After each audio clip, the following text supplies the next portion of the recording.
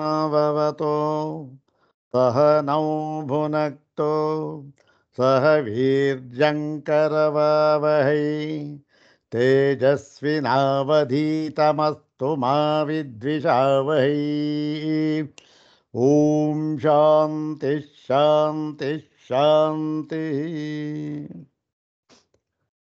अग्रे उपस्थितेभ्यः भवद्भ्यः सर्वेभ्यो जिज्ञासुभ्यः हार्दान् प्रणामान् समर्पयामि।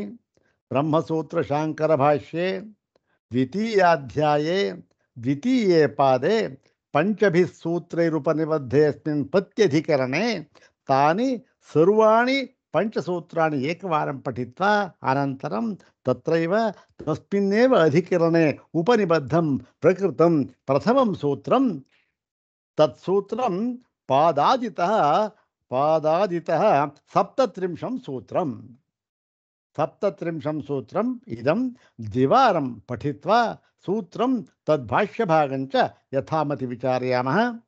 सर्वाग्रे शङ्करभगवत्पूज्यपादानां प्रशस्तिश्लोकमेकं पठित्वा तेषां पादारविन्दयोः शिरसा प्रणिपत्य अनुग्रहञ्च प्राप्य प्रकृतं सप्तत्रिंशं सूत्रं तद्भाष्यभागञ्च विचारयामः।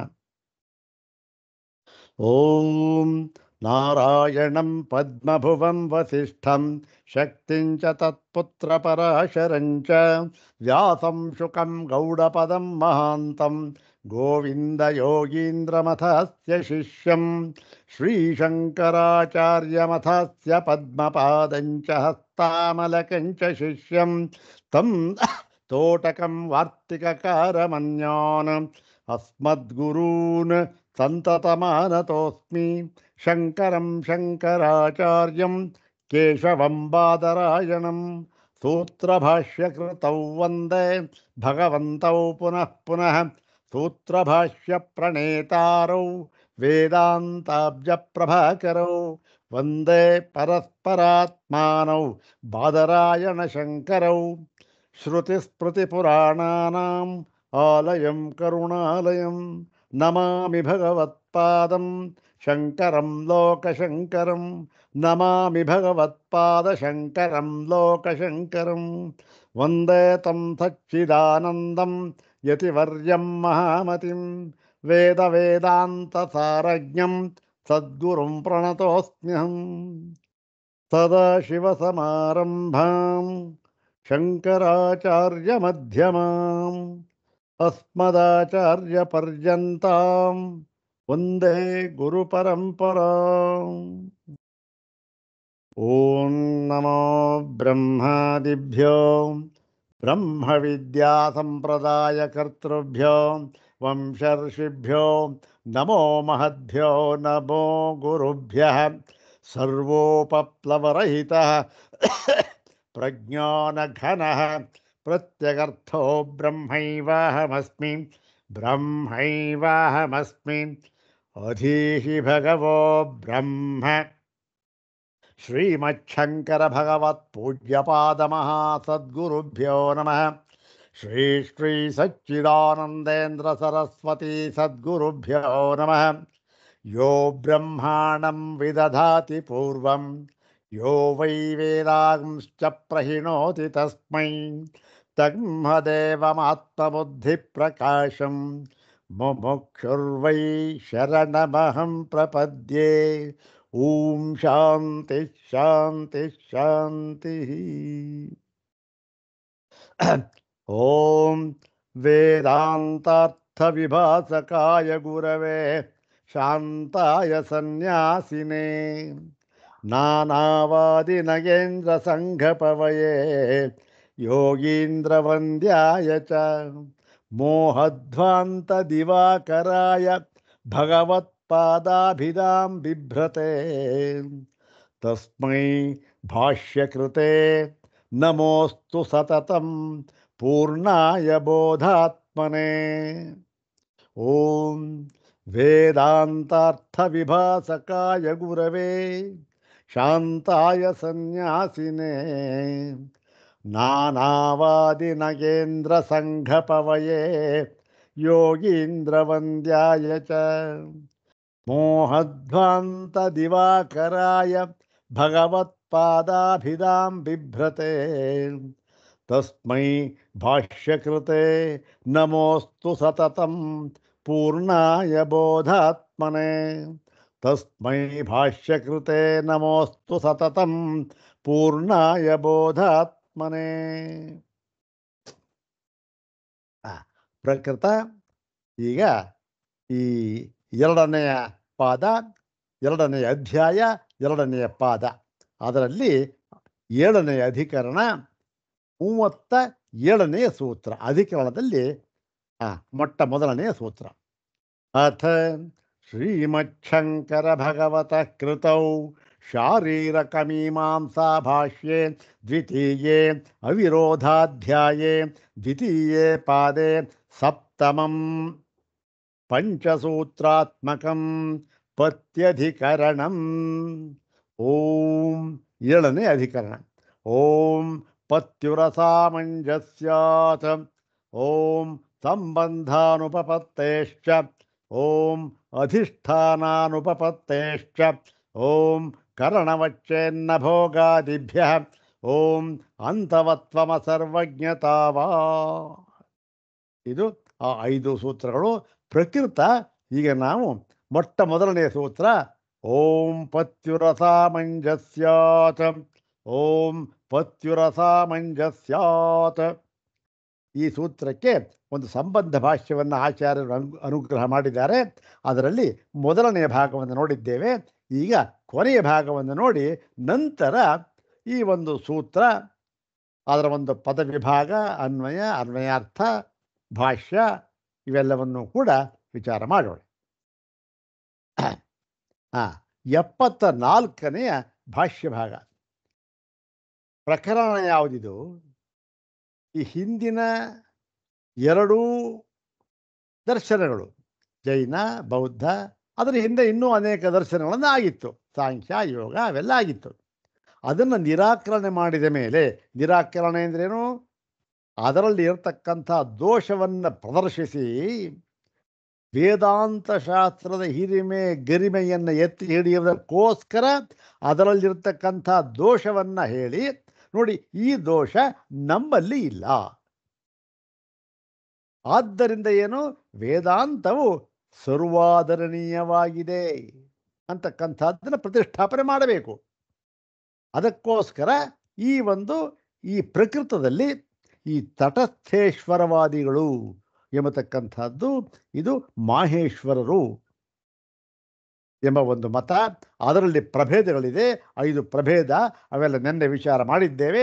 ಅದರ ಆ ವಾದದಲ್ಲಿ ಏನು ಹೇಳಿದ್ದಾರೆ, ಅದು ಹೇಗೆ ಸಮಂಜಸವಾಗೋದಿಲ್ಲ ಅಂತಕ್ಕಂಥದ್ದನ್ನು ಅವರ ಸಿದ್ಧಾಂತ ಏನು, ಅವರ ಸಿದ್ಧಾಂತ ಅಲ್ಲ, ಪ್ರತಿಯೊಬ್ಬರ ಸಿದ್ಧಾಂತವೂ ಕೂಡ ಎಲ್ಲ ಜೀವಿಗಳನ್ನು ಕೂಡ ಈ ಒಂದು ಸಂಸಾರ ಬಂಧನದಿಂದ ಬಿಡಿಸಿ ಮೋಕ್ಷ ಪದದಲ್ಲಿ ಪ್ರತಿಷ್ಠಾಪಿಸುವುದೇ ಗುರಿ. ಎಲ್ಲ ದರ್ಶನದ್ದು ಅದೇ ಗುರಿನೇ.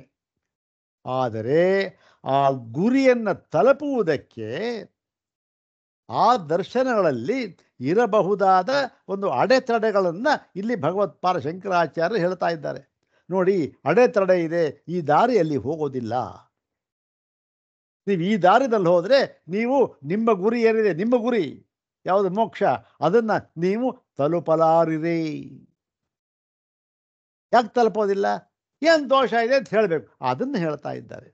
ಅದನ್ನು ಹೇಳಿ ನೋಡಿ, ಈ ದಾರಿಯಲ್ಲಿ ಹೋಗಿ, ಇಲ್ಲಿ ಯಾವ ಅಡೆತಡೆಯೂ ಇಲ್ಲ, ನೇರವಾಗಿ ನಿಮ್ಮನ್ನು ಮೋಕ್ಷ ಪಥಕ್ಕೆ ಕೊಂಡೊಯ್ಯುತ್ತದೆ, ನಿಮ್ಮನ್ನು ಮೋಕ್ಷ ಸಾಮ್ರಾಜ್ಯದಲ್ಲಿ ಪಟ್ಟಾಭಿಷಿಕ್ತರನ್ನಾಗಿ ಮಾಡಿಬಿಡುತ್ತದೆ ಈ ದಾರಿ. ವೇದಾಂತ ಅದನ್ನು ಹೇಳ್ತಾ ಇದ್ದಾರೆ ಇಲ್ಲಿ. ಇನ್ನು ನೋಡೋಣ ಏನು ಹೇಳ್ತಾರೆ. ಈ ನಿಮಿತ್ತೇಶ್ವರ ಕಾರಣವಾದಿಗಳಿದ್ದಾರಲ್ಲ, ಅವರು ತಟಸ್ಥವಾದಿಗಳು, ತಟಸ್ಥ ಕಾರಣವಾದಿಗಳು, ಅವರ ಪ್ರಭೇದ, ಅವರಲ್ಲಿ ಏನು ಹೇಳ್ತಾರೆ ಅಂತ ಹೇಳಿ ನಂತರ ಈ ಒಂದು ಭಾಷ್ಯವನ್ನು ಅನುಗ್ರಹ ಮಾಡ್ತಾರೆ ಭಗವತ್ಪಾದ ಶಂಕರರು. 74ನೆಯ ಭಾಷ್ಯ ಭಾಗ. ಸಾ ಚ ಇಯಂ ವೇದ ಬಾಹ್ಯೇಶ್ವರ ಕಲ್ಪನಾ ಅನೇಕ ಪ್ರಕಾರ. ನೋಡಿ, ಇದು ವೇದ ಬಾಹ್ಯ ಈಶ್ವರ ಕಲ್ಪನಾ. ಇವರು ಈಶ್ವರಾಸ್ತಿತ್ವವಾದಿಗಳು, ಈಶ್ವರ ಇಲ್ಲ ಅಂತ ಹೇಳ್ತಾ ಇಲ್ಲ ಇವರು. ಆದರೆ ಇವರು ಹೇಳ್ತಾ ಇರತಕ್ಕಂಥ ಈಶ್ವರ ಯಾವುದು ಗೊತ್ತೇನು? ಯಾರವನು? ಇವರು ಹೇಳ್ತಾ ಇರ್ತಕ್ಕಂಥ ಈಶ್ವರ ಅಂತಂದರೆ ಅದು ವೇದಬಾಹ್ಯವಾದ ಈಶ್ವರ. ವೇದದ ಒಂದು ಸಿದ್ಧಾಂತಕ್ಕೆ ವೇದದಲ್ಲಿ ಒಂದು ಲಕ್ಷಣವನ್ನು ಹೇಳಿದ್ದಾರಲ್ಲ ಈಶ್ವರನಿಗೆ, ಆ ಲಕ್ಷಣಕ್ಕಿಂತ ಹೊರತಾಗಿರ್ತಕ್ಕಂಥ ಇವರದ್ದು ವಾದ. ಎಂಥ ಈಶ್ವರ ಇವರದ್ದು? ವೇದಬಾಹ್ಯ ಈಶ್ವರ ಕಲ್ಪನಾ. ಇಂತಹ ವೇದಬಾಹ್ಯ ಈಶ್ವರ ಕಲ್ಪನೆ ಇದೆಯಲ್ಲ, ಅದು ಅನೇಕ ಪ್ರಕಾರ, ಅದು ಬಹುವಿಧವಾಗಿ ಇವೆ ಅಂತಕ್ಕಂಥದ್ದು. ನೋಡಿ, ವೇದಬಾಹ್ಯ ಈಶ್ವರ ಕಲ್ಪನಾ ಅಂತನ್ಬೇಕಾದ್ರೆ ಇಲ್ಲಿ ನಾವು ಈ ಒಂದು ವೈದಿಕ ದರ್ಶನಗಳನ್ನು ಮಾತ್ರ ನಾವು ತಗೊಂಡಿದ್ದಾರೆ ಇಲ್ಲಿ ಅಲ್ವಾ. ಈ ವೇದಬಾಹ್ಯ ಈಶ್ವರ ಕಲ್ಪನಾ ಅಂತಕ್ಕಂಥದ್ದು ಬರೀ ವೈದಿಕ ಸಿದ್ಧಾಂತಕ್ಕೆ ಅಲ್ಲ, ಇವತ್ತು ಈಗಲೂ ಕೂಡ ಪ್ರಚಲಿತವಾಗಿರತಕ್ಕಂತಹ ಪ್ರಪಂಚದ ಯಾವುದೇ ದರ್ಶನಕ್ಕೂ ಸಂಬಂಧಪಟ್ಟಿದೆ. ಅದು ಯಾವುದೇ ದರ್ಶನ ಆಗಿರ್ಬೋದು. ಅವರೆಲ್ಲ ಏನು ಹೇಳ್ತಾರೆ? ಯಾವುದೇ ದರ್ಶನ ಇರಲಿ ಪ್ರಪಂಚದಲ್ಲಿ, ಅವರೆಲ್ಲ ಏನು ಹೇಳ್ತಾ ಇರ್ತಕ್ಕಂಥದ್ದು ಒಬ್ಬ ಈಶ್ವರ ಅಂತಂದನ್ನು ಒಪ್ಪಿದ್ದಾರೆ. ಅವ್ರ ಹೆಸರು ಬೇರೆ ಕೊಡ್ಬೋದು, ಅದು ಬೇರೆ ವಿಚಾರ. ಈಶ್ವರ ಅಂತಕ್ಕಂಥವನು ಎಲ್ಲವನ್ನೂ ಆಳುವವನು, ನಿಯಂತೃ, ಒಬ್ಬ ಇದ್ದಾನೆ ಪ್ರಭು ಅಂತಕ್ಕಂಥವನ್ನ ಎಲ್ಲ ದರ್ಶನದವರು ಕೂಡ ಒಪ್ಪಿದ್ದಾರೆ. ಯಾರನ್ನ ಬಿಟ್ಟು? ಚಾರ್ವಾಕರನ್ನ ಬಿಟ್ಟು. ಹೌದು ತಾನೆ? ಆ ಶೂನ್ಯವಾದಗಳನ್ನು ಬಿಡಿ, ಎಲ್ಲ ಒಪ್ಪಿದ್ದಾರೆ. ಹೀಗಿರುವಾಗ ಇದು ಈ ಒಂದು ಭಾಗ ಎಲ್ಲರಿಗೂ ಅನ್ವಯವಾಗುತ್ತೆ. ಇಲ್ಲಿ ಕೇವಲ ಒಂದು 5 ಭಾಗ ವೈದಿಕ ದರ್ಶನದ ಭಾಗಗಳನ್ನು ಹೇಳಿದ್ದಾರೆ. ನೋಡೋಣ. ಕೇಚಿತ್ ತಾವತ್ ಸಾಂಖ್ಯಯೋಗ ವ್ಯಪಾಶ್ರಯ ಕಲ್ಪಯಂತಿ ಪ್ರಧಾನ ಪುರುಷಯೋ ಅಧಿಷ್ಠಾತ ಕೇವಲಂ ನಿಮಿತ್ತ ಕಾರಣಂ ಈಶ್ವರ ಇತರೇತರ ವಿಲಕ್ಷಣ ಪ್ರಧಾನ ಪುರುಷೇಶ್ವರ ಇತಿ. ನೋಡಿ, ಈ ಸಾಂಖ್ಯರು ಮತ್ತು ಯೋಗಿಗಳು ಇವರ ಸಿದ್ಧಾಂತವನ್ನು ಆಶ್ರಯಿಸತಕ್ಕಂಥವರು ಏನು ಹೇಳ್ತಾರೆ? ಈ ಪ್ರಧಾನ ಪುರುಷ ಅಂತ ಯಾವ ಸಾಂಖ್ಯರು ಹೇಳ್ತಾ ಇದ್ದಾರೋ ಅವರಿಗೆ ಅಧಿಷ್ಠಾತ, ಅವರಿಗೂ ಕೂಡ ಆಶ್ರಯವಾಗಿರತಕ್ಕಂತಹ ಒಬ್ಬ ಈಶ್ವರ ಅಂತ ಇದ್ದಾನಲ್ಲ, ಅವನೇನು ಕೇವಲಂ ನಿಮಿತ್ತ ಕಾರಣಂ ಈಶ್ವರಂ. ಆ ನಿಮಿತ್ತ ಕಾರಣ ಅವನು ಈಶ್ವರ ಅಷ್ಟೇ. ಅವನು ಹೇಗಿದ್ದಾನೆ ಅಂದರೆ ಒಬ್ರಿಗೊಬ್ಬರು ಅವರು ವ್ಯತ್ಯಾಸ. ಪ್ರಧಾನ ಪುರುಷ ಮತ್ತು ಈಶ್ವರ ಒಬ್ಬರಿಗೊಬ್ಬರು ಭಿನ್ನವಾದ ತತ್ವ. ಇವು ವಿಲಕ್ಷಣ, ಪರಸ್ಪರ. ಇತರ ಪರಸ್ಪರ ವಿಲಕ್ಷಣ. ಇವರು ಈ ಸಾಂಖ್ಯ ಯೋಗಿಗಳು. ಈಗ ಪ್ರಕೃತ ಇವರು ಸಾಂಖ್ಯ ಯೋಗಿ. ಈಗ ಮಾಹೇಶ್ವರರು ಯಾರಿವರು? ಮಾಹೇಶ್ವರ, ಅದನ್ನು 5 ಬೇಗನೆ ಹೇಳಿದ್ನಲ್ಲ, ಅದು ಈ ಮಾಹೇಶ್ವರರಾದರೋ ಮನ್ಯಂತೆ ಕಾರ್ಯಕಾರಣ ಯೋಗ ವಿಧಿ ದುಃಖಾಂತಹ ಪಂಚಪದಾರ್ಥ ಪಶುಪತಿನ ಈಶ್ವರೇಣ ಪಶುಪಾಶ ವಿಮೋಕ್ಷಣಾಯ ಉಪದಿಷ್ಟಾ. ಈ ಮಾಹೇಶ್ವರರು ಹೇಳ್ತಾರೆ, ಅದರಲ್ಲಿ 5 ಪಂಗಡ ಅಂತ ಹೇಳಿದ್ವಲ್ಲ ನೆನ್ನೆ. ಅದರಲ್ಲಿ ಮುಖ್ಯರಾದವರು ಯಾರು? ಪಾಶುಪತರು.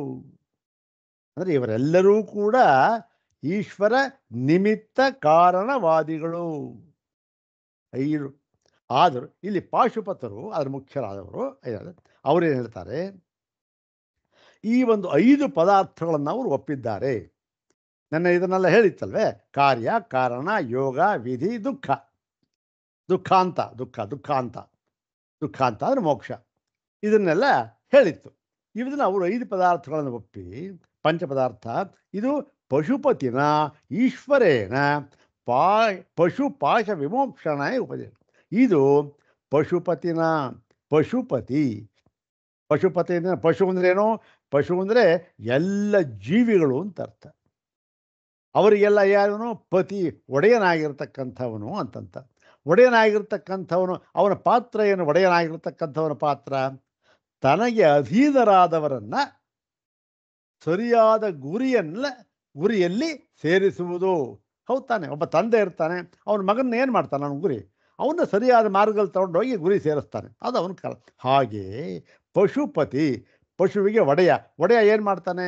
ಈ ಪಶುಗಳನ್ನು ಅಂದರೆ ಜೀವಿಗಳನ್ನು ಅವರ ಒಂದು ಪಶು ಪಾಶ ವಿಮೋಕ್ಷಣಾಯ, ಅವು ಸಂಸಾರ ಬಂಧನದಿಂದ ಅವರನ್ನು ಬಿಡಿಸಿ ಅವರನ್ನು ಮೋಕ್ಷ ಸಾಮ್ರಾಜ್ಯದಲ್ಲಿ ಪ್ರತಿಷ್ಠಾಪಿಸುವುದಕ್ಕೋಸ್ಕರ, ಇವರು ಅಷ್ಟೇ ಮೋಕ್ಷ ಸಾಮ್ರಾಜ್ಯದಲ್ಲಿ ಪ್ರತಿಷ್ಠಾಪಿಸುವುದಕ್ಕೋಸ್ಕರ ಈಶ್ವರನಿಂದ ಈ 5 ತತ್ವಗಳು ಪದಾರ್ಥಗಳು ಉಪದಿಷ್ಟವಾಗಿವೆ ಅಂತ ಅವ್ರು ಹೇಳ್ತಾರೆ. ಹೇಳಿಬಿಟ್ಟು ಈ 5 ಕಾರಣಗಳು, ಆದರೆ ಈಶ್ವರ ಏನವನು ನಿಮಿತ್ತ ಕಾರಣಮಿತಿ ವರ್ಣಯಂತಿ. ಅವನು ಈಶ್ವರ ಅಂತಕ್ಕಂಥ ಅವನು ನಿಮಿತ್ತ ಕಾರಣ ಅವನು ಅಂತ ಹೇಳಿ ಅವ್ರು ಹೇಳ್ತಾರೆ.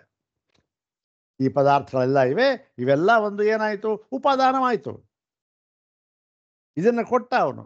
ಆದರೆ ಭಗವಂತ ಏನು ಮಾಡ್ತಾನೆ, ಈಶ್ವರ ಅವನು ಕೇವಲ ನಿಮಿತ್ತ ಕಾರಣ ಅವನು ಅಂತ ಹೇಳ್ತಾರೆ.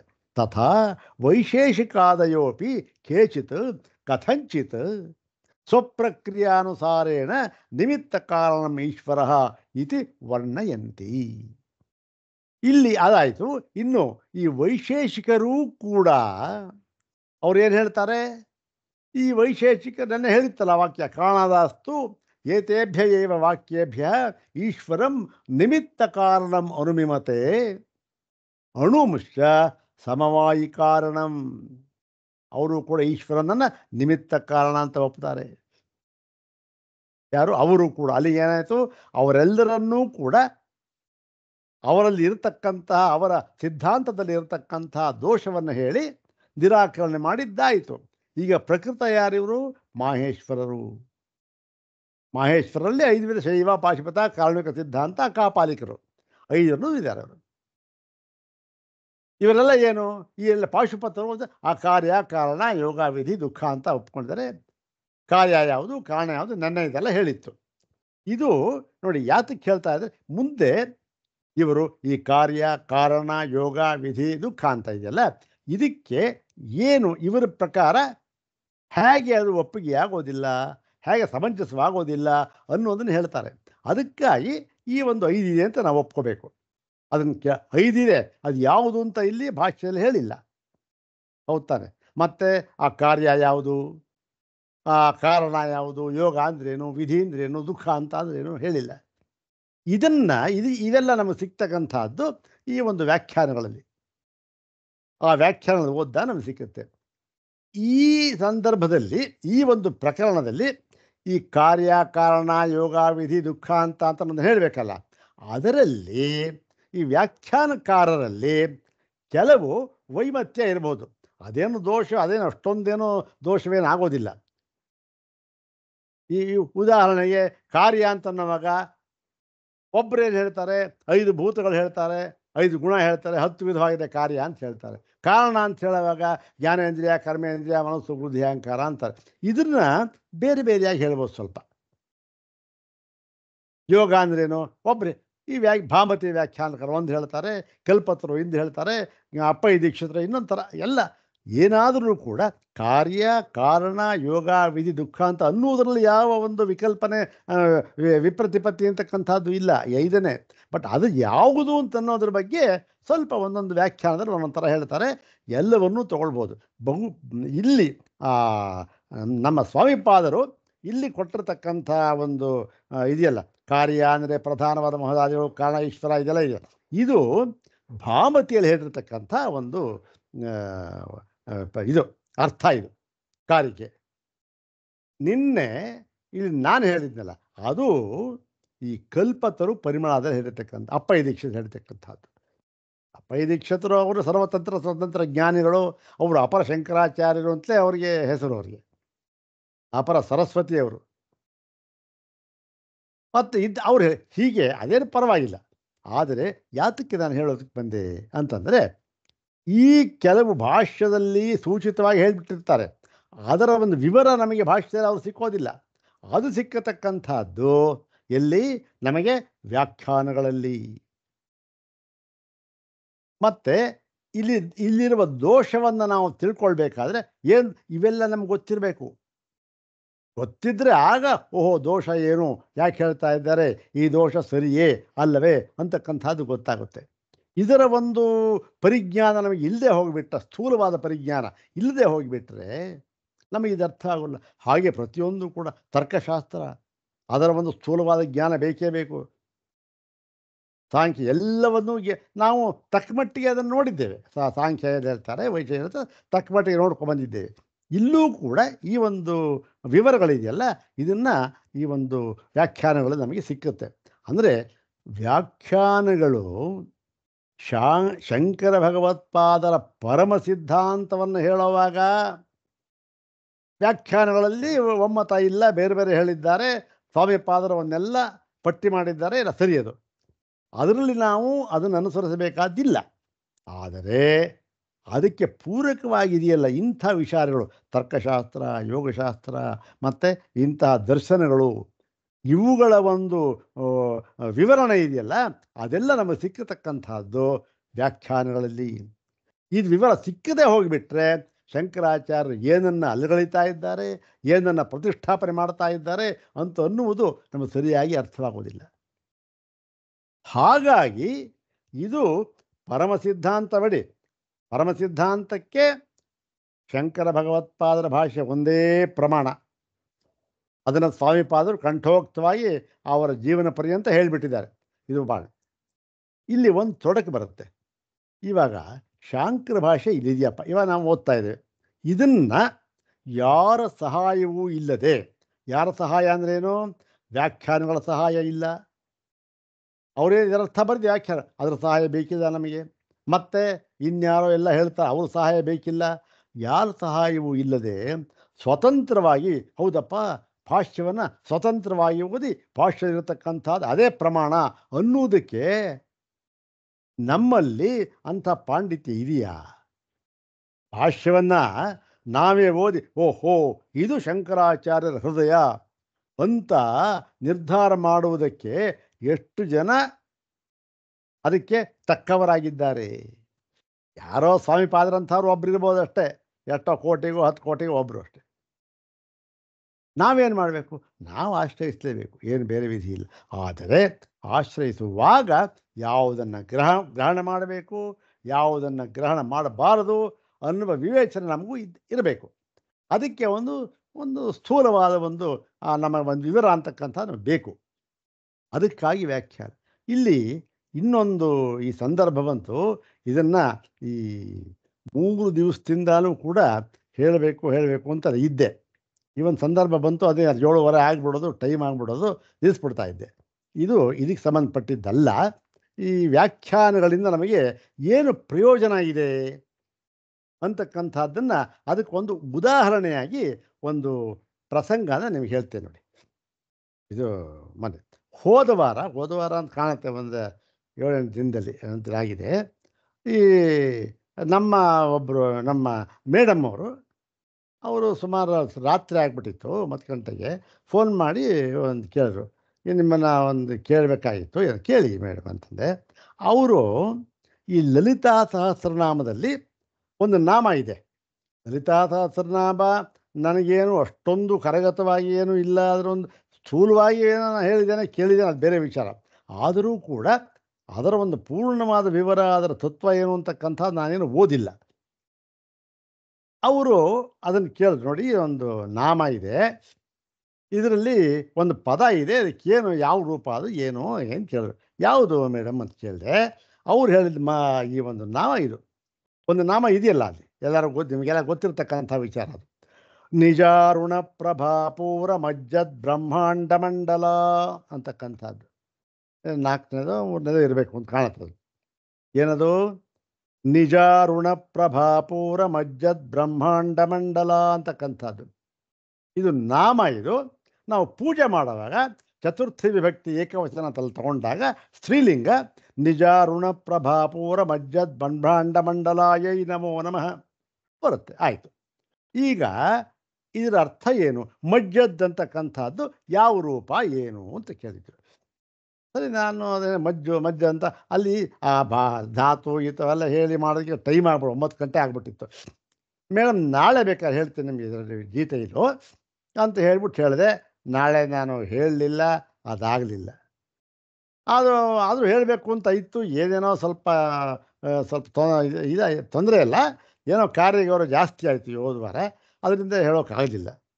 ಈ ಒಂದು ಅದು ಬಂತು, ಸಂದರ್ಭ ಬಂತು, ವ್ಯಾಖ್ಯಾನಗಳಿಂದ ಏನು ಪ್ರಯೋಜನ ಅನ್ನೋ ಸಂದರ್ಭ ಬಂತು, ಅದಕ್ಕೆ ಹೇಳ್ತಾ ಇದ್ದೇನೆ ಅಷ್ಟೆ. ನೋಡಿ, ಈಗ ಇದು ನಮಗೆ ಅಲ್ಲಿ ಏನೇನು ಪದ ಇದೆ, ಇದು ಒಂದೇ ಪದ. ಇದು ನಿಜಾರುಣ ಪ್ರಭಾಪೂರ ಮಜ್ಜದ್ ಬ್ರಹ್ಮಾಂಡ ಮಂಡಲ, ಒಂದೇ ಪದ. ಯಾವುದಿದು? ಸಮಸ್ತ ಪದ. ಇದರಲ್ಲಿ ಎಷ್ಟು ಶಬ್ದಗಳು ಸೇರಿಕೊಂಡಿದೆ ನೋಡಿ. ನಿಜ, ಅರುಣ, ಪ್ರಭಾ, ಪೂರ, ಮಜ್ಜತ್, ಬ್ರಹ್ಮಾಂಡ, ಮಂಡಲ, ಇಷ್ಟು ಪದ ಸೇರ್ಕೊಂಡಿದೆ ಶಬ್ದಗಳು. ಹೌದು ತಾನೆ? ಇವಾಗ ಒಂದೊಂದು ಶಬ್ದಕ್ಕೂ ಕೂಡ ಏನರ್ಥ ಅಂತಕ್ಕಂಥದ್ದನ್ನು ನೋಡಿದ್ರೆ, ನಿಜ ನಿಜ ಅಂತಕ್ಕಂಥದ್ದಕ್ಕೆ ಏನರ್ಥ? ನಿಜ ಅಂತಕ್ಕಂಥದ್ದು ನಾವು ನಮ್ಮ ಈ ವೇದಾಂತ ಇಲ್ಲಿವರೆಗೆ ನಾವು ನೋಡಿ ತಿಳ್ಕೊಂಡಿರ್ತಕ್ಕಂಥ ವಿಚಾರ ಏನು? ನಿಜ ಅಂದರೆ ಏನು? ನಿಜ ಅಂತಂದರೆ ಯಾವುದು ಮೂರೂ ಕಾಲಗಳಲ್ಲಿಯೂ ಕೂಡ ವ್ಯಭಿಚಾರವಾಗದೆ ಇರುತ್ತಲ್ಲ, ಅಂತಹ ಪದಾರ್ಥ ತತ್ವಕ್ಕೂ ಅದು ನಿಜವಾದ ಪದಾರ್ಥ ಅಷ್ಟೆ ಅಂತ ನಾವು ಈ ಬ್ರಹ್ಮಕ್ಕೆ ಅದನ್ನು ಹೇಳ್ತೇವೆ. ಅದರ ಓ ನಿಜ ಸರಿ, ಅದು ಹೊಂದುತ್ತೆ, ಇಲ್ಲ ಅಂತಲ್ಲ. ಅದು ನಾ ಹೇಳಿ ನಮ್ಮ ಬುದ್ಧಿಗೆ, ನಮ್ಮ ಇದಕ್ಕೆ ನಿಜ ಅಂದರೆ ಹೌದು. ಇನ್ನು ಈ ಅರುಣ ಪ್ರಭಾ ಪೂರ ಅದು ಗೊತ್ತಿರತಕ್ಕಂಥದ್ದು, ಇದು ಕಾವ್ಯಮಯವಾಗಿರ್ತಕ್ಕಂಥದ್ದು. ಯಾವಾಗ ಒಬ್ಬ ಒಂದು ತತ್ವದ ಒಂದು ದೇವತೆ ಆಗಿರ್ಬೋದು ಅಥವಾ ಏನಾಗಿ ಅವನ ಒಂದು ದಿವ್ಯ ಕಾಂತಿಯನ್ನು ಹೇಳಬೇಕಾದ್ರೆ ಅದು ಎಷ್ಟು ಪ್ರಖರವಾಗಿದೆ ಅಂತ ಹೇಳಬೇಕಾದ್ರೆ ಸಾಮಾನ್ಯವಾಗಿ ನಾವು ಎರಡು ಕಾಂತಿಯನ್ನು ಬಳಸ್ತೇವೆ. ಓ ಇಂಥ ಕಾಂತಿಯಂತೆ ಇವರ ಒಂದು ಪ್ರಭೆ ಇದೆ ಅಂತ ಹೇಳ್ತೇವೆ. ಎರಡು ಕಾಂತಿ, ಒಂದು ಅರುಣ ಕಾಂತಿ, ಮತ್ತೊಂದು ಚಂದ್ರಕಾಂತಿ, ಪೂರ್ಣಚಂದ್ರನ ಕಾಂತಿ. ಎರಡು ಸಾಮಾನ್ಯವಾಗಿ ಕವಿಗಳು ಇದನ್ನು ಬಳಸ್ತಾರೆ. ಯಾರೂ ಕೂಡ ಸೂರ್ಯನ ಕಾಂತಿ ಅಂತ ಹೇಳ್ತಾರೆ, ಆದರೂ ಕೂಡ ಅದು ಅಷ್ಟು ಒಂದು ಎಫೆಕ್ಟಿವ್ ಆಗಿರೋದಿಲ್ಲ. ಅರುಣಕಾಂತಿ ಅಂತಕ್ಕಂಥದ್ದು ಅದರಲ್ಲಿ ಯಾವ ತೊಂದರೆ ಆಗ್ತಾನೆ, ಉದಯ ಆಗ್ತಾ ಇದ್ದಾನೆ ಸೂರ್ಯ, ಇನ್ನೂ ಆಗಿಲ್ಲ ಅರುಣ. ಮೊಟ್ಟ ಮೊದಲು ಅರುಣೋದಯ ಆಗಿಬಿಟ್ಟಿದೆ. ಅರುಣೋದಯ ಆದಮೇಲೆ ಸೂರ್ಯೋದಯ ತಾನೆ. ಅರುಣೋದಯ ಆಗಿಬಿಟ್ಟಿದೆ. ಆಗ ಏನು, ಸೂರ್ಯ ಅರುಣ ಎರಡೂ ಸೇರಿ ಆ ಒಂದು ವಿಲಕ್ಷಣವಾದ ಒಂದು ಪ್ರಭೆ ನಾವೇ ನೋಡಿದ್ದೇವೆ ಅದನ್ನ. ಹೌದು ತಾನೆ? ಆ ಒಂದು ಕಾಂತಿ ನಮಗುಂಟಾ ನೋಡಿ.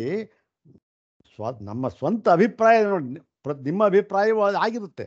ಆ ಕಾಂತಿ ನೋಡಿದ್ರೆ ಅರುಣ ಬೆಳಗ್ಗೆ ಒಂದು 5 ಗಂಟೆ 5:30 ಅಂತ ಎದ್ದು ಆ ಪೂರ್ವ ದಿಕ್ಕಿನಲ್ಲಿ ನೋಡಿದ್ರೆ ಆ ಒಂದು ಕಾಂತಿ, ಅರುಣ ಕಾಂತಿ, ಏನೋ ಮನಸ್ಸಿಗೆ ಸಮಾಧಾನ. ಇಂತಹ ಅರುಣ ಪ್ರಭಾ, ಆ ಅರುಣವಾದ ಪ್ರಭಾ ಮಂಡಲ ಇದೆಯಲ್ಲ ಅದು, ಇದರ ಪೂರ ಅಂದರೆ ಏನು? ಪೂರ ಅಂದರೆ ಪ್ರವಾಹ ಅಂತಂತ.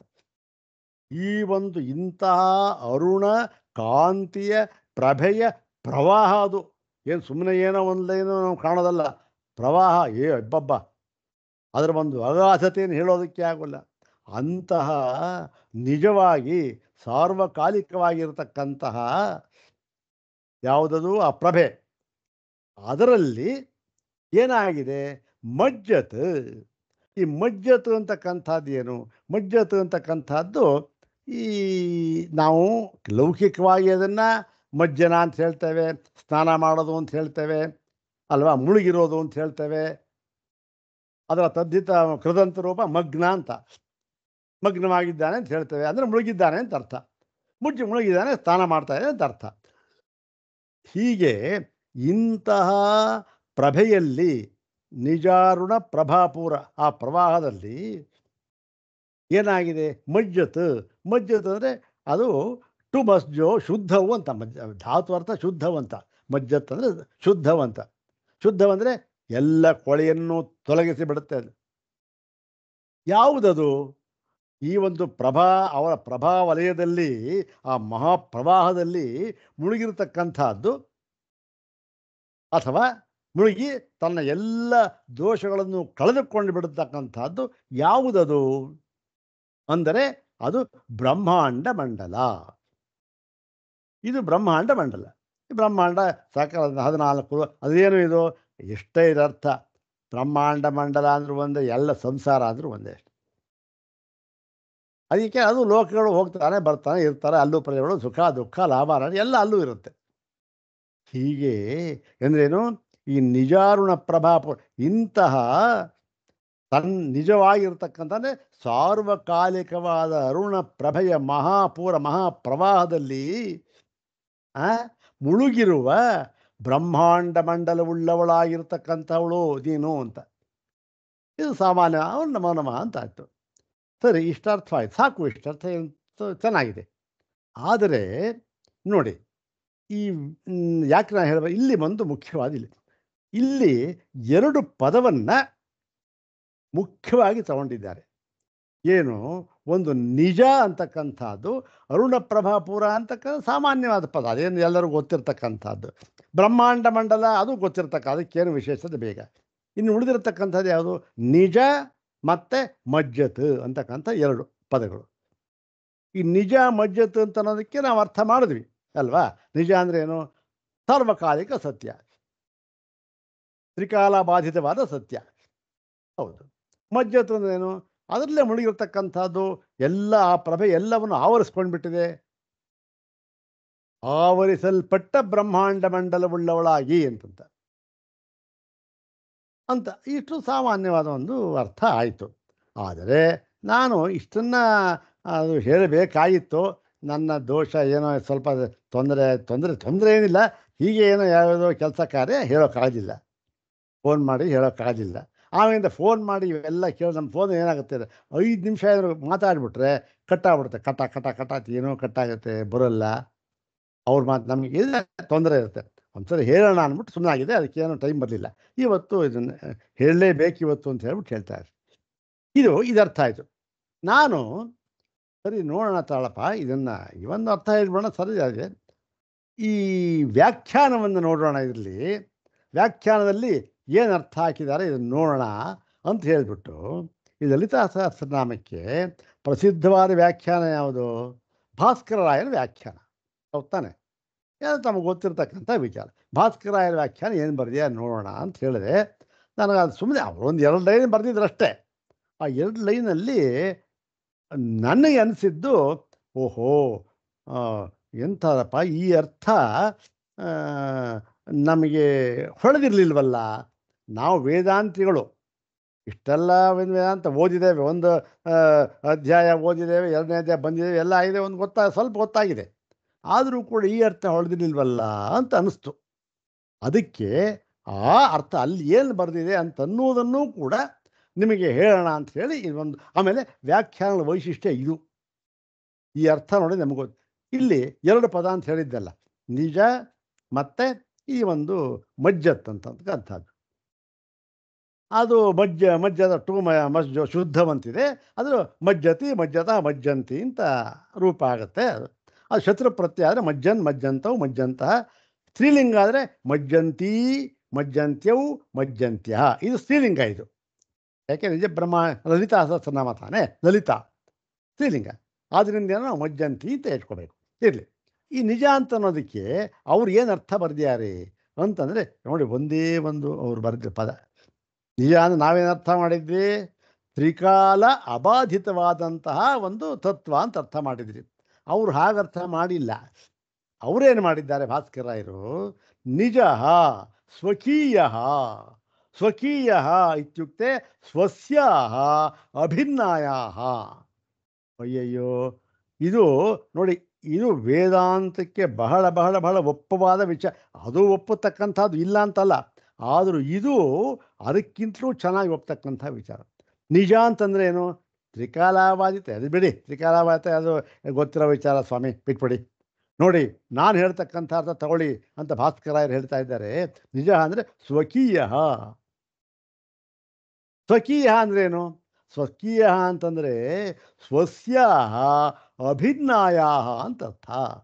ಅಂದ್ರೇನು, ತನಗಿಂತ ಭಿನ್ನವಾಗಿಲ್ಲದ. ಓಹೋ, ಇದೇನು, ಲಲಿತಾ ದೇವಿ ಇದ್ದಾಳೆ, ಅವಳ ಪ್ರಭೆ ಇದೆ. ಅವಳ ಪ್ರಭೆ ಏನಿದೆ, ಪ್ರಭೆ ವ್ಯಾಪಿಸಿರ್ತಕ್ಕಂಥದ್ದು, ಅದು ಅವಳಿಗಿಂತ ಭಿನ್ನ, ಅವಳದ್ದೇ ಒಂದು ಅಂಶ. ಏನೋ ತಿಳ್ಕೊಂಬಿಡ, ಅಂಶ ಅಂತಲೋ ಇಲ್ಲ ಇನ್ನೇನೋ ತಿಳ್ಕೊ, ಇಲ್ಲ ಇಲ್ಲ ಇಲ್ಲ, ಅವಳೇ ಸ್ವಸ್ಯ ಅಭಿನ್ನಾಯ. ಇಲ್ಲಿ ನೋಡಿ, ಅವಳಿಗೂ ಮತ್ತೆ ಆ ಒಂದು ಕಾರ್ಯಕ್ಕೂ ಅಭಿನ್ನವನ್ನು ಹೇಳಿದ್ದಾರೆ ಸ್ಪಷ್ಟವಾಗಿ. ಸ್ವಸ್ಯ ಅಭಿನ್ನಾಯ. ಅಲ್ಲಿ ಏನಾಯಿತು, ಸ್ವಕೀಯ ಸ್ವಸ್ಯ ಅಭಿನ್ನಾಯ ಅರುಣಪ್ರಭಾಯ. ತನಗಿಂತ ಭಿನ್ನವಲ್ಲದ ಸ್ವಕೀಯವಾದ ಅರುಣಪ್ರಭೆಯಿಂದ. ಅರುಣಪ್ರಭಾ ಅಂತ ಅದು ಏನು ಅಲ್ಲ, ಅವರು ಬರೆದಿದ್ದಾರೆ ರಕ್ತಿಮ ಕಾಂತೇ ಅಂದರೆ ಆ ಒಂದು ಕೆಂಪು ಕಿತ್ಲೆ ಬಣ್ಣ ಅಂತ ಇದೆಯಲ್ಲ, ಅದು ಕಾಂತಿ. ಅದರಲ್ಲಿ ಅದು ಯಾವುದು ಅದರ ಆ ಕಾಂತಿಯ ಪೂರ ಪ್ರವಾಹ. ಪೂರ್ವ ಅಂದರೆ ಪ್ರವಾಹ, ಇವೆಲ್ಲ ಏನು ಪರವಾಗಿಲ್ಲ ಬಿಡಿ. ಪೂರ್ವ ಪ್ರವಾಹ ಇದು ಏನು ಅವಳ ಒಂದು ಸ್ವಕೀಯವಾದ ಅರುಣಪ್ರಭೆ. ತಸ್ಮಿನ್ ಮಜ್ಜಂತಿ, ಮಜ್ಜತ್ ಅಂತಿದೆಯಲ್ಲ, ನಿಜಾರುಣ ಪ್ರಭಾಪೂರ ಮಜ್ಜತ್ ಅಂತಿದೆ. ಮಜ್ಜತ್ ಅಂದರೆ ಅದು ಸಮಸ್ತ ಪದ ಆಗಿರೋದ್ರಿಂದ ಮಜ್ಜಂತಿ ಯಾ ಅಂತ ಅರ್ಥ. ಯಾರು ಅವಳು, ಯಾರು ಮುಳುಗಿದ್ದಾರೋ, ಯಾವುದು ಮುಳುಗಿದೆಯೋ ಅದು ಅಂತಂದ್ರೆ ಮಜ್ಜಂತಿ. ಮಜ್ಜಂತಿ ಅಂದ್ರೇನು? ಅದೇ ಮುಳುಗಿರ್ತಕ್ಕಂಥದ್ದು, ಮತ್ತು ಎಲ್ಲೋ ವ್ಯಾಪಿಸಿರ್ತಕ್ಕಂಥವಳು ಅಂತ ಅರ್ಥವಾಗುತ್ತೆ ಅಂತ ನಾವು ಅರ್ಥ ಮಾಡೋದು. ಅದಕ್ಕೆ ಅವ್ರೇನು ಹೇಳಿದ್ದಾರೆ ಗೊತ್ತೇನು, ಇಲ್ಲೂ ಕೂಡ ಮಜ್ಜಂತಿ ಇತ್ಯುಕ್ತೆ ಮಜ್ಜಂತಿ ಇತಿ ತದಭೇದೇನ ಭಾಸಮಾನಾನಿ. ನೋಡಿ, ಅವಳಿಗಿಂತ ಭಿನ್ನವಲ್ಲದ ಯಾವುದು, ಅಲ್ಲಿ ಏನಾಯಿತು, ಈ ಬ್ರಹ್ಮಾಂಡ ಮಂಡಲ ಅಂತ ಏನಿದೆ, ಬ್ರಹ್ಮಾಂಡ ಮಂಡಲವುಳ್ಳ ಅವಳು ತಾನೆ. ಈ ಬ್ರಹ್ಮಾಂಡ ಮಂಡಲ ಯಾವುದ್ರಿ ಹಾಗಾದರೆ? ಮುಳುಗಿದೆ ಅಂದರೆ ಏನಿದೆ? ಯಾವುದೋ ಒಂದು ಪದಾರ್ಥ ಇದೆ, ಅದು ನೀರಲ್ಲಿ ಮುಳುಗ್ಬಿಡ್ತು. ಹಾಗಾಯಿತು ಪ್ರಪಂಚ ಅನ್ನೋದು ಅವಳ ಒಂದು ಪ್ರಭೆಯಲ್ಲಿ ಮುಳುಗಿದೆ ಅಂದರೆ ಪ್ರಪಂಚ ಬೇರೆ, ಅವಳ ಪ್ರಭೆ ಬೇರೆ, ಆ ಪ್ರಭೆಗೆ ಕಾರಣವಾದವಳು ಅವಳು ಬೇರೆ. ಅಯ್ಯೋ, ಮೂರು ತತ್ವ. ಅಯ್ಯೋ, ಇಲ್ಲ ಇಲ್ಲ ಇಲ್ಲ, ಹಾಗಲ್ಲ. ಇಲ್ಲಿ ಯಾವುದು ಬೇರೆ, ಎಲ್ಲವೂ ಕೂಡ ಎಲ್ಲದಕ್ಕೂ ಅಭಿನ್ನತೆ. ಸ್ವಕೀಯ ಸ್ವಸ್ಯ ಅಭಿನ್ನಾಯ ಯಹ ಅರುಣಪ್ರಭಾಯ ರಕ್ತಿಮಕಾಂತೆ ಪೂರಃ ಪ್ರವಾಹ ತಸ್ಮಿನ್, ತಸ್ಮಿನ್ ಅಂತಂದರೆ ತಸ್ಮಿನ್ ಪ್ರವಾಹೇ, ಆ ಪ್ರವಾಹದಲ್ಲಿ, ಕಾಂತಿಯ ಪ್ರಭಾವದಲ್ಲಿ ಮಜ್ಜಂತಿ. ಮಜ್ಜಂತಿ ಅಂದ್ರೇನು? ತದಭೇದೇನ ಭಾಸಮಾನಾನಿ, ಅಂದರೆ ಅದಕ್ಕಿಂತ ಭಿನ್ನವಲ್ಲದೆ, ಭಿನ್ನವಾಗಿಲ್ಲದೆ ಅದು ಬೆಳಗ್ತಾ ಇದೆ. ಅದ್ಯಾವುದದು? ಅದೇ ಬ್ರಹ್ಮಾಂಡ. ಬ್ರಹ್ಮಾಂಡ ಮಂಡಲ. ಬ್ರಹ್ಮಾಂಡಾನಾಂ ಮಂಡಲಾನಿ ಯಸ್ಯಾಹ ಸಾ ನಿಜಾರುಣ ಪ್ರಭಾಪುರ ಮಜ್ಜದ್ ಬ್ರಹ್ಮಾಂಡ ಮಂಡಲ ಅಂತಕ್ಕಂಥದ್ದು ಇದರ ಒಂದು ಅರ್ಥ. ನಾವು ಸಾಮಾನ್ಯವಾಗಿ ಎಲ್ಲರೂ ವಿದ್ವಾಂಸ ಹೇಳ್ತಕ್ಕಂಥ ಅರ್ಥ ನಿಜ ಅಂದ್ರೇನು, ಮಜ್ಜತ್ ಅಂದ್ರೇನು, ಸಂಸ್ಕೃತ ಆಗೋತ್ತಿದೆ, ನಮಗೆ ಧಾತು ಅರ್ಥ ಆಗೋತ್ತಿದೆ ಹೇಳ್ಬಿಡ್ತೇವೆ. ಆದರೆ ಇದು ಏನು ಅದ್ವೈತ ಪರವಾಗಿರ್ತಕ್ಕಂಥ ಈ ಒಂದು ಅರ್ಥ ಇದೆಯಲ್ಲ, ಇದು ನಮಗೆಲ್ಲಿ ಸಿಕ್ತು? ನನಗೆಲ್ಲಿ ಸಿಕ್ತು? ನನಗೂ ಗೊತ್ತಿರಲಿಲ್ಲ ಇದು. ವ್ಯಾಖ್ಯಾನ ಪ್ರಭಾಕರ ವ್ಯಾಖ್ಯಾನ ನೋಡಿದೆ, ಸಿಕ್ತು. ಓಹೋ, ಇದು ಆ ವ್ಯಾಖ್ಯಾನದ ಪ್ರಯೋಜನ. ಈಗ ವ್ಯಾಖ್ಯಾನ ಓದಬೇಕೋ ಬೇಡವೋ ಸ್ವಾಮಿ, ನೀವೇ ಹೇಳಿ. ಆದ್ದರಿಂದ ನಾವೇನು ಮಾಡಬೇಕು? ಪ್ರತಿಯೊಂದು ಎಷ್ಟೆಷ್ಟು ನೋಡಿ, ನಾವು ಕಾವ್ಯ ಶಾಸ್ತ್ರಗಳನ್ನು ಎಷ್ಟೆಷ್ಟು ಓದ್ತೀವೋ ಅಷ್ಟಷ್ಟು ನಮಗೆ ಯಾವುದು ಓದಿ ನಮಗೆ ಯಾಕ್ರಿ, ನಾವು ಅದ್ವೈತಿಗಳು, ಯಾವುದು ಬೇಡ, ಅವೆಲ್ಲ ಸುಮ್ಮನೆ ಬುಲೆಟಿನ್ನದು ಬುರುಡೆಗಳು. ಎಷ್ಟು ಓದ್ತೇವೆ ಅಷ್ಟು ನಮಗೆ ವ್ಯಾಪಕವಾದ ಅರ್ಥ ನಮಗೆ ಸಿಕ್ಕುತ್ತೆ. ಯಾವಾಗ ವ್ಯಾಪಕವಾದ ಅರ್ಥ ಸಿಕ್ಕುತ್ತೋ ಅದರಲ್ಲಿ ಅದರ ಅರ್ಥವನ್ನು, ಅದರ ಪ್ರಯೋಜನವನ್ನು ಪೂರ್ಣವಾಗಿ ಪಡೆಯುವುದಕ್ಕೆ ನಾವು ಸಮರ್ಥರಾಗುತ್ತೇವೆ. ಹಾಗೆ ಅದಕ್ಕೋಸ್ಕರ ನನಗೆ ಆವಾಗ ಒಂದು ಬಂತು, ಓಹೋ ಏನಪ್ಪ ಇದು ಒಂದು ನಾಮ ಇದೆಯಲ್ಲ, ಇದು ನಿಜಾರುಣ ಪ್ರಭಾಪೂರ್ವ ಮಜ್ಜದ್ ಬ್ರಹ್ಮ, ಇದಕ್ಕೆ ಒಂದು ಇಷ್ಟೊಂದು ಅರ್ಥ ಕೊಟ್ಟಿದ್ದಾರಲ್ಲ, ಇನ್ನು ಅಷ್ಟೊಂದು 1000 ನಾಮಗಳಿದೆಯಲ್ಲ, 1000 ನಾಮಗಳ ಅರ್ಥನೂ ತಿಳ್ಕೊಂಬಿಟ್ರೆ ಯಾವುದೋ ಏನು ವೇದಾಂತ ತಿಳ್ಕೊಂಡಾಗೆ ಆಗೋಯ್ತು ಅಷ್ಟೆ ಅಂತ ಬಂದು, ಅದು ಎಲ್ಲಿ ಅದಕ್ಕೆಲ್ಲ ಟೈಮ್ ಬೇಕು ಅಂದರೆ ಮಾಡ್ತಾ, ಇಲ್ಲ ಅಂತಲ್ಲ, ಪ್ರಯತ್ನ ಪಟ್ಟರೆ ಆಗುತ್ತೆ, ಇಲ್ಲ ಅಂತಲ್ಲ. ಮತ್ತು ಇನ್ನೊಂದು ವಿಚಾರ ಜ್ಞಾಪಕ ಬಂತು ನನಗೆ. ಜ್ಞಾಪಕ ಅಂದರೆ ಇಲ್ಲಿ ವ್ಯಾಖ್ಯಾನದಲ್ಲಿ ಎಲ್ಲರೂ ಹೇಳಿದ್ದಾರಾ, ಅಥವಾ ಈ ಒಂದು ಲಲಿತಾ ಸಹಸ್ರನಾಮದಲ್ಲಿ ಎಲ್ಲರೂ ಈ ಒಂದು ವಾಕ್ಯ ಇದೆಯಾ ಅಂತ ನನಗೆ ಗೊತ್ತಿಲ್ಲ. ನಿಮಗೆ ಎಲ್ಲರಿಗೂ ಎಲ್ಲ ಸಾಮಾನ್ಯವಾಗಿ ಮಾತೇರಿಲ್ಲ, ಬಾಯಿಪಾಠ ಆಗಿರ್ತದೋ ಗೊತ್ತಿರುತ್ತೆ, ನಿಮಗೆ ಗೊತ್ತಿರೋದು ನನಗೆ ಹೇಳಿ. ಏನು ನೋಡಿ, ಇಲ್ಲಿ ಇದು ಅಭೇದೇನ ಅಂತೆಲ್ಲ ಹೇಳಿದ್ರು ಸರಿ, ಆದರೆ ಇವೆಲ್ಲವನ್ನು ಹೇಳಿರ್ತಕ್ಕಂಥದ್ದು ಯಾತಕ್ಕೆ, ಯಾವ ದೃಷ್ಟಿಯಿಂದ ಅಂದರೆ ವೇದಾಂತದಲ್ಲಿ ಏನು ಹೇಳ್ತಾರೆ, ವೇದಾಂತಕ್ಕೂ ಇರ್ತಕ್ಕ ವ್ಯತ್ಯಾಸನ ಹೇಳ್ತಾ ಇದ್ದಾರೆ ಅಷ್ಟೇ. ವೇದಾಂತ ಏನು ಹೇಳ್ತಾರೆ ನೋಡಿ, ಇವೆಲ್ಲ ಏನು ಗೊತ್ತೇನು, ಉಪದೇಶಾದಯಂ ವಾದೋ ಜ್ಞಾತೆ ದ್ವೈತಂ ನಿವರ್ತತೆ, ಜ್ಞಾತೆ ದ್ವೈತಂ ನ ವಿದ್ಯತೆ ಅಂತ ಹೇಳ್ತಾರೆ. ಇದು ಕೇವಲ ಉಪದೇಶಕ್ಕೆ ಮಾತ್ರ. ನಿಜವಾಗಿ ನೋಡಿದರೆ ಯಾರು ಈ ರಕ್ತಿಮ ಕಾಂತಿ ಅನ್ನೋದು ಇಲ್ಲ, ಅರುಣಪ್ರಭೆ ಅಂತಲೂ ಇಲ್ಲ, ಪ್ರವಾಹ ಅಂತಲೂ ಇಲ್ಲ, ಅದರಲ್ಲಿ ಅಭೇದೇನ ಭಾಸ, ಈ ಬ್ರಹ್ಮಾಂಡ ಮಂಡಲ ಅಂತಕ್ಕಂಥದ್ದು ಮೊದಲೇ ಇಲ್ಲ. ಇವೆಲ್ಲ ಯಾತಕ್ಕೆ ಹೇಳಿದ್ದಾರೆ ಅಂದರೆ ಅಧ್ಯಾರೋಪ ದೃಷ್ಟಿಯಿಂದ ಹೇಳಿದ್ದಾರೆ ಅಷ್ಟೇ, ಉಪದೇಶಕ್ಕೆ. ಈ ಅಧ್ಯಾರೋಪ ದೃಷ್ಟಿಯಿಂದ ಇಷ್ಟೆಲ್ಲವನ್ನೂ ಸಾವಿರ ನಾಮದಲ್ಲಿ ನಾವು ಹೇಳಿದ್ದೇವೆ. ಇದೆಲ್ಲವೂ ಕೂಡ ಅಧ್ಯಾರೋಪ ದೃಷ್ಟಿಯೇ ಹೊರತು ನಿಜವಾಗಿ ಆ ಲಲಿತಾ ದೇವಿಯಲ್ಲಿ ಯಾವ ವಿಶೇಷವೂ ಇಲ್ಲ. ಕಾಂತಿಯೂ ಇಲ್ಲ, ಬ್ರಹ್ಮಾಂಡ ಮಂಡಲವೂ ಇಲ್ಲ, ಯಾವುದೂ ಇಲ್ಲ, ಯಾವ ವಿಶೇಷವೂ ಇಲ್ಲ. ಅವಳು ಯಾರು? ಏಕಮೇವ ದ್ವಿತೀಯಂ ತತ್ವಂ, ಅದೇ ಅವಳು ಅಂತಕ್ಕಂಥ ಒಂದು ನಾಮ ಎಲ್ಲರೂ ಒಂದಿದ್ರೆ ಸಾಕು. ಎಲ್ಲರೂ ಇದೆಯೋ ಗೊತ್ತಿಲ್ಲ ನನಗೆ, ಅದಾದ್ರು ಸಾವಿರಾನ ಓದಬೇಕು, ಆ ಶ್ಲೋಕಗಳು ಗೊತ್ತಿಲ್ಲ. ನೋಡಿ, ಅದು ಯಾವುದಾದ್ರು ಇದ್ದರೆ ಹೇಳಿ, ಅದಕ್ಕೂ ಅರ್ಥ ಭಾಸ್ಕರಾಯರ ವ್ಯಾಖ್ಯಾನದಲ್ಲಿ ನೋಡೋಣ, ಅರ್ಥ ತಿಳ್ಕೊಳ್ಳೋಣ. ಯಾಕೆಂದರೆ ಈ ಒಂದು ವ್ಯಾಖ್ಯಾನದಾಗದಂಥ ಪ್ರಯೋಜನ ಇದೆ ಅಂತ ಹೇಳಿದೆ. ಇಲ್ಲೂ ಸ್ವಾಮಿಗಳು ಆ ವ್ಯಾಖ್ಯಾನದ ಪೂರ್ಣ ಪ್ರಯೋಜನವನ್ನು ಪಡ್ಕೊಂಡಿದ್ದಾರೆ. ಇಲ್ಲಿ ಬಂದಿರೋ ಫುಟ್ ನೋಟ್ ಪೂರ್ತಿ ಇದೆಯಲ್ಲ, ಇವೆಲ್ಲವೂ ಕೂಡ ಅವರು ವ್ಯಾಖ್ಯಾನ ತೆಗೆದುಕೊಂಡಿರ್ತಕ್ಕಂಥದ್ದು. ಮತ್ತೆ ಎಲ್ಲಿ ಕೆಲವು ಕಡೆ ಅವಿದ್ಯಾ ಅನ್ನೋ ಕಡೆ ಏನು ವ್ಯಾಖ್ಯಾನ ಮಾಡಿದ್ದಾರೆ, ಅದಕ್ಕೂ ನಮಗೂ ಭೇದ ಇದೆ ಅಷ್ಟೇ. ಇನ್ನು ಮಿಕ್ಕಿದ ಕಡೆ ಏನು ನಮಗೆ ಭೇದ ಇಲ್ಲ.